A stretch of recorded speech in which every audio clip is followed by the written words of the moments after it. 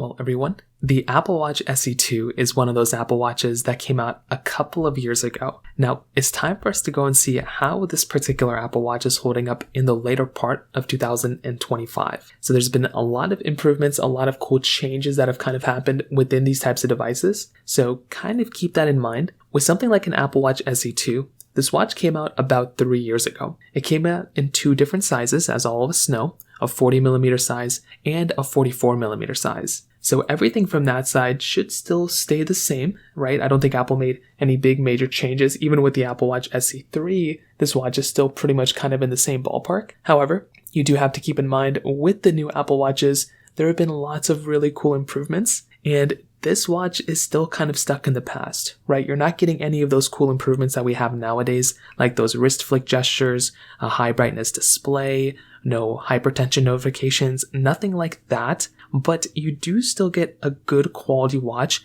that is still giving you a lot of good, things going on inside of it. So I feel like this type of watch from that perspective, it's not terrible, but it is showing its age slightly. But to give you some more perspective, I'm still rocking like an Apple Watch SE, like I'm watching a Series 4 right now, an Apple Watch Series 4 that came out in like 2019 or something. So my watch still is, rocking pretty well. We do have WatchOS 26 that just came out. Now WatchOS 26, it is a big improvement. It has a lot of cool little UI tweaks inside of it. And I would say on something like an Apple Watch SE2, you're going to notice some small slight things. There's a couple of cool things inside of WatchOS 26, but it's not going to be anything super crazy. And no matter what WatchOS version you're on, there's going to be some slight improvements, but it's not like iOS updates where you can really tell what the differences are. WatchOS updates, I would say for the last couple of years, especially WatchOS 10 was pretty massive, but nowadays they're kind of like slowing down a little bit. I'm curious to see what the next one's going to be. But so far, my WatchOS 26,